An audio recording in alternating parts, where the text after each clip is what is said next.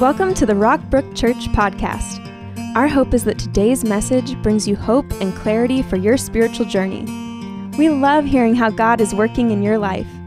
Feel free to share any stories of how this message gave you a new perspective and hope.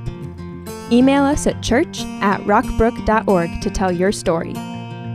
There's a Mongolian saying that it's easier to catch an escaped horse than to take back an escaped word. That's so true. Who here has ever said something that you wish, like as soon as it came out of your mouth, you wish you could take it back? All right, there's all the honest people right there. Who's ever been in a conversation where one person says something and it's not really a big deal? Something like, you left your toast crumbs out on the counter, and then you kind of get defensive, and then they come back with a little more frustration, and then you get more mad, and the whole thing escalates, and it turns into this big fight, and then you turn around and you're like, our entire day is ruined. And I don't know how this happened, because this was literally a conversation that started over toast. I can remember one time with my wife, and I don't know why, but I just got so angry in this conversation, so frustrated that it was like I'm just escalating myself, right? Like, that escalation thing. And she just kind of at this point had just taken a step back and was quiet, and she's just watching this disaster unfold. Meanwhile, I'm getting so mad that just hearing myself talk is making me more mad. And then I looked like a total moron. And I walk, back to her after the thing is over, and my head's down low, and I'm like, just so embarrassed. I'm like, sorry, honey. I don't know what happened to me. I'm an idiot. I feel like an idiot. So that's me. I am not always great with my mouth. And when Rylan asked me to talk about managing your mouth, I thought, dude, you have got the wrong guy. But it's too late. I'm already up here. But seriously, my name is Zach, and I lead our recovery ministry here at Brook, which means that I work with people who are struggling with addictions and compulsive behaviors, but so much more than that. Things like anxiety and depression, any kind of hurt habit or hang-up, Celebrate Recovery is designed to help people with. And what I've realized through my time in Celebrate Recovery is that a lot of our dysfunction really boils down to our relationships, to the way that we communicate with others. And managing our mouth is very, very difficult. And I'm working on it, and I'd like to think that I've learned some things through the years, but this is a spiritual skill that we have to develop because it doesn't come naturally. James, the brother of Jesus, he talks about the tongue as something that's just incredibly difficult to control. And he describes the tongue as a fire, meaning that a runaway mouth can be as destructive to your life as a runaway fire. There's this verse in Proverbs, I'm going to read this. The tongue can bring death or life. Death or life. Those who love to talk will reap the consequences. Your words sometimes literally have the power of death or life. People have been killed over the things that they've said. And people have been saved over their words. Wars have been started and ended over the words of leaders. And in metaphorical ways, your words, they can breathe life into a relationship. They can strengthen a marriage, and your words can kill a relationship.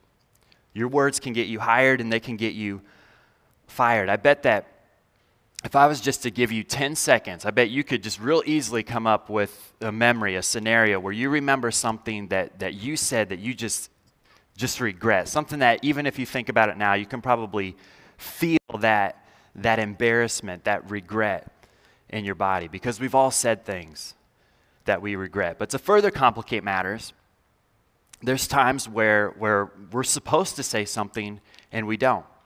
Maybe someone's pushing our boundaries, and instead of holding firm, we just, cave in and allow them to kind of push our boundaries, and then we can stew and think about it and get upset and maybe take it out on someone who doesn't deserve it. Like there's that classic scenario where the boss is taking advantage of the husband, and then the husband goes home and takes it out on the innocent wife. Or there's other cases where someone just bottles it all inside, and then one day explodes and says way more than they need to, and there's consequences for that. Or a lot of times our interpersonal problems will work their way out through some kind of addiction or compulsive behavior, and then you have to come and see me and Celebrate Recovery. But a lot of us will find ourselves kind of having these imaginary conversations in our head where it's like, one day I'm going to get back at them. One day I'm going to tell them how I really feel. And, if you find yourself having those conversations, then that might be a sign that there's something that you need to say. But it's not always wise to go directly to that person and say it, right? Like sometimes they're not the person you need to process it with. Or maybe if you do, you need to really think it through first and find the right things to say before you come to them. Maybe you need to process it with a sponsor or a counselor or small group or something like that. Because managing our mouths can be difficult. But it's this massive area of life, and it's something that we can't ignore. And there's times where we need to keep our lips closed. And there's times where we need to say something. But when we do say something, to say the right thing in the right way. So how do we manage our mouths? There was 5 things I wanted to say to you. But I only have time to tell you 3. And the first 2 I'm going to go through pretty quickly. But the first one is listen before you speak. Listen before you speak. Proverbs 18:13 says, to answer before listening, that is folly and shame. Now, most of us know this, but come on.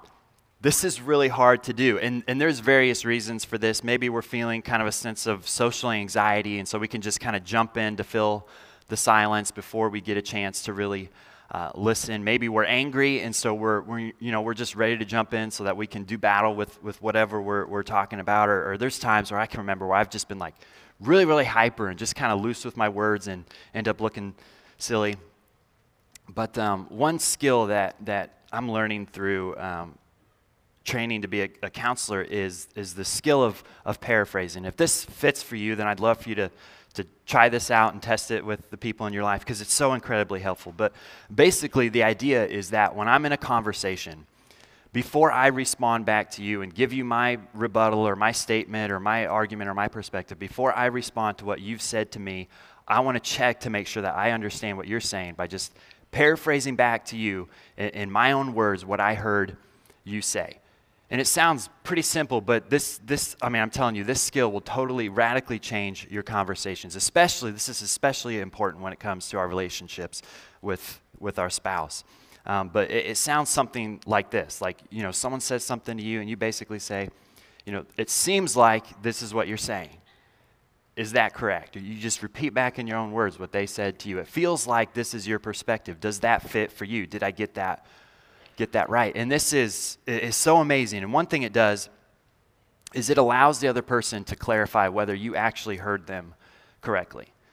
Because when we're in an argument, a lot of times we're like not even talking about the same thing, right? She thinks this and I think that, and you're fighting about 2 totally different topics. And when we can stop and slow down and kind of paraphrase what the other person is saying, it makes sure that we're on the same page and we're actually talking about the same issue. And that can save us a lot of headaches, and our wisdom points are just automatically going to go up. But another thing that this does is it allows the other person to feel heard. In a lot of our conversations, it's not just about the words that are being said, but it's about the feeling of being connected or disconnected that's taking place underneath the words. And when you can say to someone, honey, it sounds like this is what you're saying. Did I get that right? Like, that's going to breathe life into a person. That's going to let them know that you actually care about them, that you care about their perspective, that you're not enemies duking it out, but you guys are on the same team trying to figure this out together. It's just going to radically improve your conversations. But this has got to come from a genuine place of I really do want to understand you. I really want to see your perspective. And it may feel weird or awkward to try this, but just push through it because it will radically change your conversations. The second thing is think before you speak. The heart of the righteous ponders how to answer, but the mouth of the wicked pours out evil things. A wise person ponders how to answer. But a lot of times we just want to kind of jump in before we've had a chance to think, kind of out of this interpersonal anxiety or anger, and so we end up like agreeing to things that really don't work for us or our family, or we say something without thinking. And for some reason, we just kind of, as people, struggle with silence. Silence can be awkward. But I've noticed that one of the things that I really respect in another person is if I can see someone who's in a conversation or they're being interviewed or something, or a teacher, and they can just stop in a conversation and just take a second and think. Like when I see somebody do that, it's just like it automatically communicates that they've got this depth of wisdom in them. And if we can do that in our conversations, just pause and think, it just makes us look so much smarter. It's so wise. And so one thing that you may need to do, and this is, just to stop and say to the person, hey, can I have a second to think about that? Or if a boss asks you something, hey, can I get back to you in 24 hours? Or can I give you an answer in an hour? Or can I just have 5 seconds to think about that? Just that little skill, just being able to pause in a conversation and think something through before answering can be so incredibly helpful. But we want to think before we speak. And a grid that I kind of have learned to help me decide whether or not words should leave my mouth is this grid, the acronym of THINK, T-H-I-N-K. And Pastor Kelly taught me this years ago, and it's stuck with me. And you may have seen this, like they'll put it up in elementary schools, but it's this acronym for THINK. So before I say something, I want to think, is this truthful?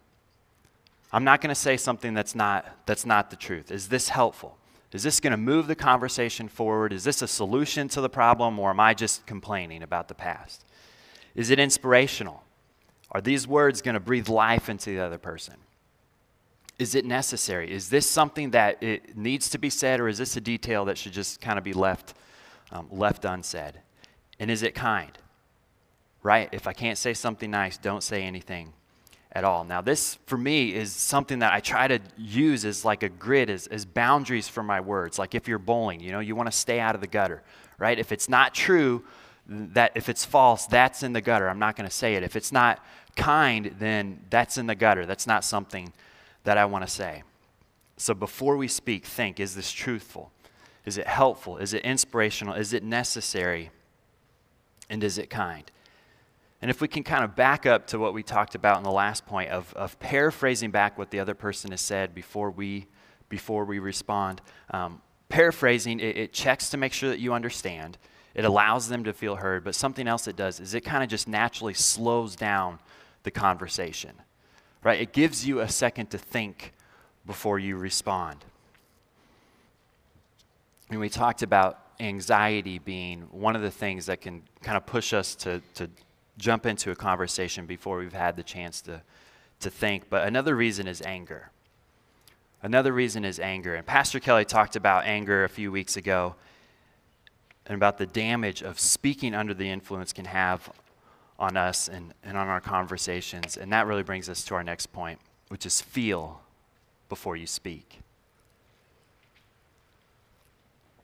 I was reading this verse, and it was blowing me away, and I'm not even totally sure I understand what it means yet. But it says, the hearts of the wise make their mouths prudent, and their lips promote instruction. That something about that phrase, that it's the heart that's making the mouth prudent, that in some sense the heart is leading the mouth. And I'm not totally sure what this means, but I think part of what this is saying is that a wise person has a wise heart, and that wise heart is what is instructing the mouth. And so kind of my understanding of this is that it's wise to speak with emotional intelligence, that it's wise to speak with an awareness of what you're feeling. Because words don't just exist in a vacuum. Words come from an emotional source with like an emotional flavor. I want to read this next verse aloud. Proverbs 4:23. It says, above all else, let's put that on the screen there. Well, I'll just read it to you guys. Above all else, guard your heart, for everything you do flows from it. Above all else, guard your heart, for everything you do flows from it. Meaning, like, if you were to set a priority in life, your priority above all else, above everything else you do, guard your heart, because everything is going to flow from your heart. And years later, Jesus reached into the same principle, and he said, but the things that come out of a person's mouth come from the heart. Our words flow out of our emotions. So before we speak, we want to pay attention to what we're feeling. Now, the cool thing about emotions is that emotions are information. Now, that information isn't always accurate, but when you're feeling something, that is at least telling you what your body thinks is going on. But emotions are information. I'll give you an example of this. Fear is the information that you're perceiving a threat, and the way to properly respond to that threat is to run away, right? Fear is like, I'm interpreting there's something coming at me that I'm not equipped to handle, and so I'm going to get out of here. Anger is the information that you're perceiving a threat, and I'm going to fight it. So you've got that kind of fight-flight thing going on. Sadness is your body telling you that I've received some sort of loss. But inside of emotions is a message that your body is perceiving a certain situation in a certain way. And that emotion is trying to get your body to respond to that interpretation of the situation. But the response is not always helpful because that interpretation isn't always accurate. So for example, if I'm in a conversation with my wife and I feel myself getting angry, that's my body interpreting that my wife is a threat. But come on, that's not an accurate interpretation. My wife isn't a threat. And I think what's happening is underneath that emotion of anger is another emotion that is the real threat for me. And for me personally, that's usually the emotion of shame. Is that on some level I feel like I'm not good enough, I've still got things I got to work on, and I don't want to feel that. I don't want to hear that message, and so I'm going to naturally respond with the secondary emotion of anger to try to protect myself from the threat of shame. I was in a training and I heard a marriage counselor say that anything but anger, meaning that when you're in a conversation with your spouse, if you're in a heated argument, it's safe to express any emotion you're feeling other than anger. And here's why. Because anger is often, not always, but most of the time, a lot of times in our conversations, anger is a secondary emotion. So a primary emotion is like, let's say I'm walking through the woods and I see a bear come out of nowhere, right? And I've got no protection, nothing like that. I've got no way to protect myself. I see a bear come out, I'm automatically going to feel fear. That emotion is a direct response to the situation that I'm in. And that fear is a fitting emotion because it's telling me like there's a threat coming at you. You do not have the resources to handle it. So your best chance is to get out of here. That's a good emotion in that situation. It's a primary emotion. It fits. It's a direct response to the situation I'm in. But a secondary emotion is not a response to a situation you're in. It's a response to another emotion that you're feeling. Now, here's a common scenario that I fall into is my wife points something out in me. And especially if she's right, I get a little bit defensive, which is anger.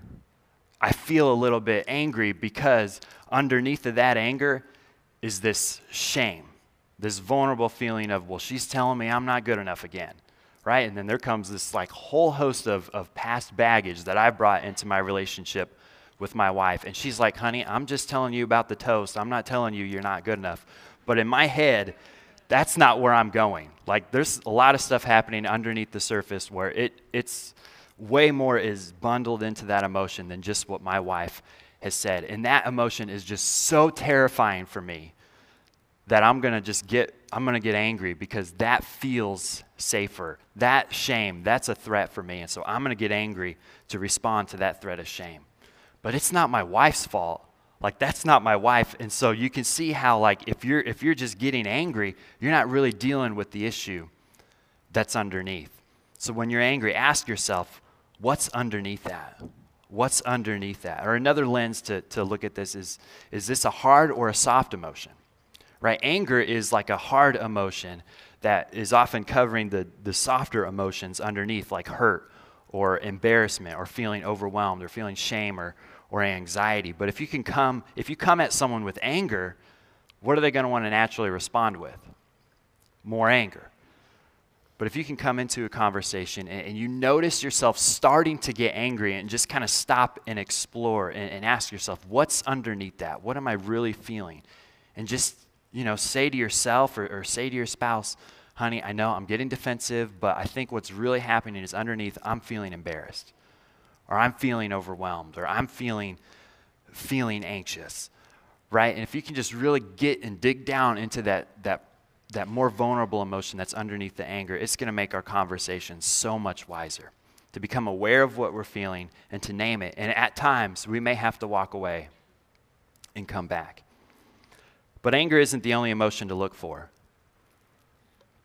Right? Anger oftentimes is a secondary emotion that's not helpful, so you do want to have that on your list of things to watch for. But there's two other emotions that I really want to talk about.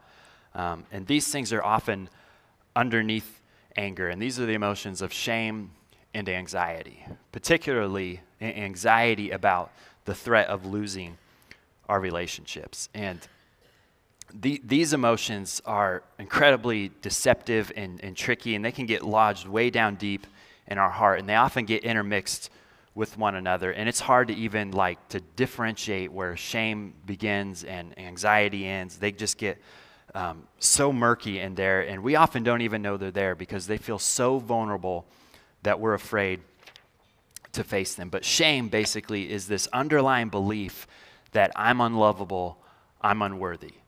It's this feeling that I'm not good enough, and so we have this fear of being seen and known, because if somebody sees me and knows the real me, then they're going to reject me. And we can develop this kind of oversensitivity to failure because we feel like, I need to be more, to accomplish more, to do more in order to prove my worth. And so if I'm in a conversation and it feels like somebody's starting to question my worth, my ability, then I'm going to overreact and say something that I regret. Now, anxiety about, the important relationships in our life is kind of this underlying belief that I'm weak, that I'm fragile, that I don't have what it takes. And it's this fear that the important people in my life are going to leave me. And we can develop this sensitivity to anything that might begin to indicate this possibility of being left. And it can get expressed as codependency, or maybe even just avoiding relationships altogether, because if I'm not in any relationships, then I don't even have the chance of getting hurt. And we can say, we don't say the things that we need, or we'll force ourselves to be what we think we need to be for the relationship, and we feel this constant threat to our relationships. And I'm not a total expert in all this emotion stuff, but I do know enough to say that a lot of our dysfunction, a lot of the ways that we get in trouble with our mouth is fueled by this shame and anxiety that we've carried with us throughout our life, oftentimes from childhood. Because if I'm carrying this belief around that I'm weak and I'm worthless, and if I'm in a conversation and it feels like someone's starting to confirm that belief for me, then I'm going to get oversensitive and overreact and say words that aren't wise. So before we speak, we want to ask ourselves, what am I feeling? What's the emotion underneath? To be aware of that feeling, to name it, and if I have to, leave a conversation and come back. Now, I want to talk to the men for a moment, and I'm kind of hesitant to do this because I'm concerned that, some of the ladies may use this as ammo, but seriously though, ladies, don't do that, because a lot of what I'm going to talk about, this is going to describe a lot of women as well, but I can feel that there's probably some guys out there there's just kind of some pushback, because it's like, dude, all this emotion talk, that's not very masculine, right? And I want to make an argument that that's not really true, because emotion, really what emotion is it's this gift from God it's just information from my body. It's information, and what's not masculine about information? And if you were to list some of the most masculine traits you can come up with, I don't think there's much argument that courage would be near the top of the list. There's no little boy who just thinks I want to grow up and not have any courage. There's something, and there's very courageous women as well. That's not what I'm saying, but I'm just saying that somewhere in the heart of every man is just courage is very, very, very important to us. But I think one of the major reasons that men struggle to face some of these more vulnerable emotions is a lack of courage. Because a lot of men, and could be some women as well, but for a lot of men, we're so afraid of that information that could be contained in an emotion. Because it's if I lift up my anger, I might find embarrassment. Or if I look underneath my anger, I might find shame and anxiety and what those emotions mean about me, that I'm not as strong as I want to be, that I'm not as skilled as I want to be, that I'm not as self-sufficient as I want everyone to think that I am. And so it's no wonder, who on earth would want to face that? Who would want to look at shame and anxiety if the message of those emotions is that you're inadequate, you don't have what it takes? You're like, who would want to face that? Anger is way easier. But anger is not more courageous. There are few things more courageous than facing the scariest emotions, the emotions that we are the most afraid of, and the messages that those emotions might say about us, and to deal with those so that we can become the best person we can be for ourselves and for those who are counting on us. But ladies, give us a little grace, because our brains literally are wired differently. Like this emotion stuff, it's harder for us to make sense of this. Our brains are wired differently, and so we get flooded more easily, we get overwhelmed more easily, and so we need a little bit of grace. But here's the thing, those emotions, shame, anxiety, emotions are not always accurate. And if they're telling us that we're weak and we're unworthy, of course we don't want to deal with that, but those emotions are not always accurate. A lot of that comes from distorted messages from our past. And so as hard as it can be to face, it's not real. It's not accurate. But those underlying fears can be very, very powerful. But the best way to deal with it is to face it. Now, I don't know about you, but this has felt like some heavy material. And I don't know, this may have opened something up for you. Maybe you're thinking well, maybe the reason my conversations aren't going the way I want is because I am lugging around this shame and anxiety, this fear that I'm weak or unworthy. And as this message has evolved, it's just become more and more clear to me that managing your mouth is about managing your hearts. And I gave you some practical advice, like that skill of paraphrasing, saying back to someone what they said to you. If you can do that, that's going to improve your conversations.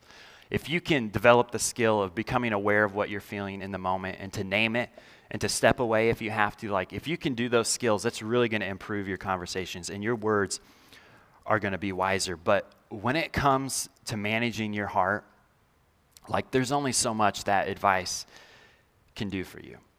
And as much as I love the science and psychology of emotions, I think we need to take things one step deeper. And when I think about kind of the complexity and dynamics of our emotional life, it can get messy.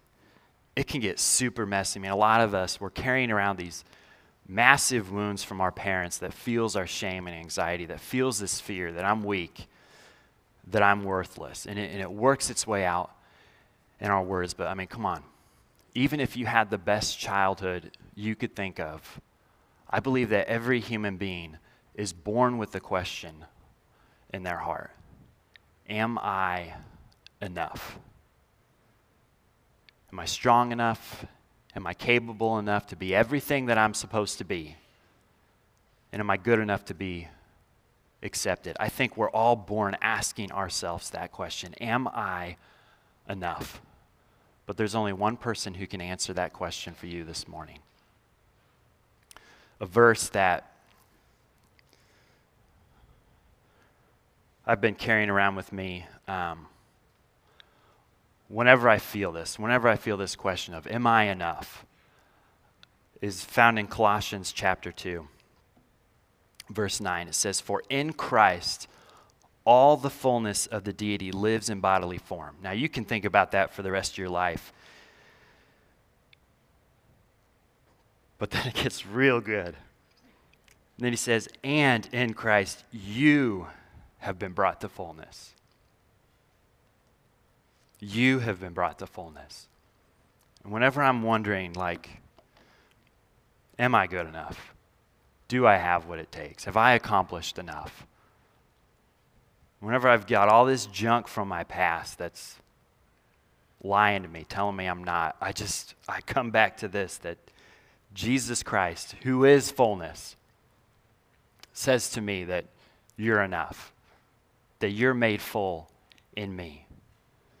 So what I want to say to you this morning is that you are enough. And if you've never gone to your Heavenly Father to tell you that you're enough, if you've never gone to Him to tell you that you're capable, that you're worthy, if you've never gone to Him to deal with with whatever happened to you in your past that told you you're not good enough. I want to encourage you to do that this morning. Let's pray together. God, you're so good. We need you. I ask that anyone in the room this morning who's never come to you to answer this question in their heart, that it hasn't come to you to be told that you are enough, you are capable, you are worthy, you are loved. If they haven't come to you to start a relationship with you, to admit that they've sinned, that they've messed up, that they've got this baggage from things they've done or things that have been done to them, God, I ask that they would come to you this morning and they would just say in their heart with me, I know I've sinned. I know I've messed up.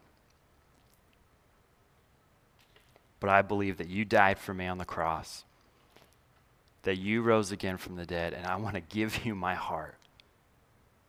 And I'm just thankful that you loved me enough to pour out your love through the biggest sacrifice that could ever be imagined, that you died on a cross, you rose again so that you could prove to us that we are enough in you. God, to everyone in the room this morning, help us to manage our mouths as we trust you to manage our hearts. Amen. Thanks for joining us today. We would love for you to get connected to what's going on at Rockbrook. Visit us online at rockbrook.org for service times, small group information, and other ways you can discover your purpose here on earth.